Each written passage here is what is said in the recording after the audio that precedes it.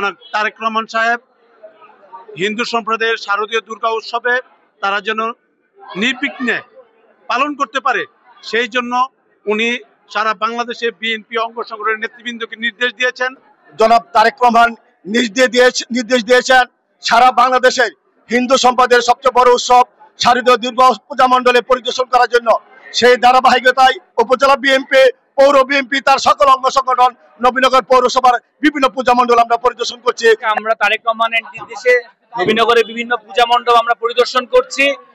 সবাইকে তারেক রহমানের পক্ষ থেকে শারদীয় শুভেচ্ছা জানাচ্ছি এবং বিএনপির যে মূলনীতি, আমাদের তারেক রহমানের যে বক্তব্য, ধর্ম যার যার, রাষ্ট্র সবার, ধর্ম যার যার, নিরাপত্তা পাবার অধিকার সবার। তাই আমরা চাই বিএনপির পূজা, আজকে নবীনগরের সকল পূজা মণ্ডপ নিরাপত্তা দিচ্ছি আমরা বিএনপি, আমরা সর্বভাবে বিএনপির লোকজন আছি। না, এখানে সবাই মিলে আমরা আনন্দ উপভোগ করি। এই উৎসবের সাথে আসলে মানে ধর্মের কোনো ইয়ে নেই।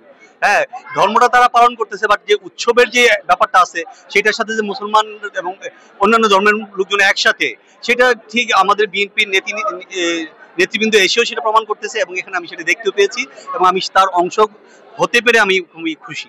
রাষ্ট্রের নাগরিক হিসাবে আমাদের সকলেই সমান অধিকার, ধর্ম বর্ণ নির্বিশেষে প্রত্যেকেই যাতে আমরা শান্তিতে সুখে বসবাস করতে পারি, সৌহার্দ্য পরিবারে বসবাস করতে পারি, তেমনি একটা পরিবেশ গঠন করার লক্ষ্যে, গণতন্ত্রকে বাংলাদেশে প্রতিষ্ঠা করার লক্ষ্যে আমাদের নেতা জনাব তারেক রহমান দীর্ঘদিন যাবৎ কাজ করছেন, আন্দোলন সংগ্রাম করে যাচ্ছেন।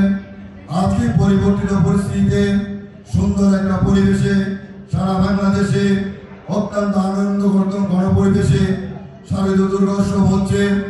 আমাদের দল এবং নেতার নির্দেশে সারা বাংলাদেশে বাংলাদেশ জাতীয়তাবাদী দলের সর্বস্তরের নেতা কর্মীরা খোঁজ খবর রাখছেন। শান্তিপূর্ণভাবে অত্যন্ত আনন্দঘন পরিবেশে পূজা উদযাপন হচ্ছে। সেখানে আমাদের বিএনপির দলীয় নেতা কর্মী সমর্থকগণ তাদের পাশে আছে এবং তাদেরকে সহযোগিতা করছে। আমাদের প্রিয় নেতা জনাব তারেক রহমান যে 31 দফার কর্মসূচি ঘোষণা দিয়েছেন, সেই কর্মসূচিতে উল্লেখ করা হয়েছে যে বাংলাদেশ সাম্প্রদায়িক সম্প্রীতির দেশ। এখানে হিন্দু, বৌদ্ধ, খ্রিস্টান যার যার ধর্ম সে পালন করবে। এখানে কেউ সংখ্যালঘু বলতে কেউ নেই।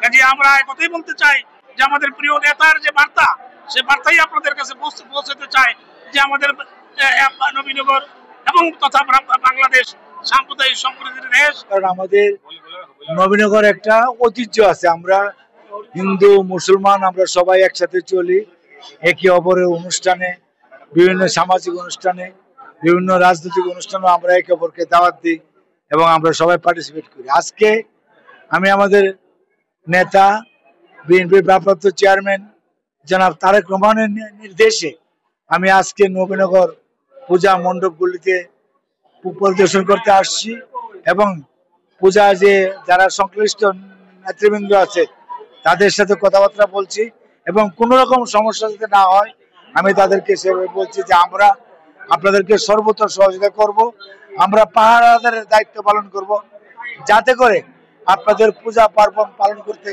কোনো রকম সমস্যা না হয় এবং আপনারা যাতে সর্বতভাবে আমাদের কাছ থেকে সহযোগিতা পান, আমি সেই চেষ্টা করব। ওটা তো ওরা আসলেই জানতে পারবো, তাই না? শোনো, টাকা তো চাইছে, 10,000 টাকার শর্ট আছে, বুঝছো? ধন্যবাদ। কত টাকা শর্ট পড়ছে সেটা বল। 10,000 টাকাই শর্ট আছে। আচ্ছা, কেন মাথা ছুঁয়ে বলো। মাথা কি হলো? চুপ করে আসছো কেন? ভণ্ডামি, টাউটামি, জায়গা পাও না তুমি? তুমি কি জীবনে ভালো হবে না? শোনো, ভণ্ড আর টাউট বলবা না, আমার ইগোতে লাগে। তুমি ওইটাই ঠিক আছে, ভণ্ডামি টাউটামি মানুষ করে, কিন্তু গার্লফ্রেন্ডের সাথেও কোনো কথা? দেখো মিমি, আমি আগের থেকে অনেক লক্ষ্য হয়ে গেছি, ভালো হয়ে গেছি। পুরোপুরি হইতে পারি নাই, অর্ধেক ভালো তো 50% ভালো হয়ে গেছে। আগে যদি হইতো আমি তোমার থেকে 20,000 টাকা চাইতাম। চুপ।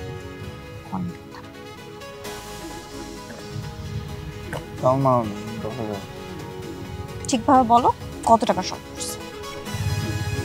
5,000 টাকা লাগবে।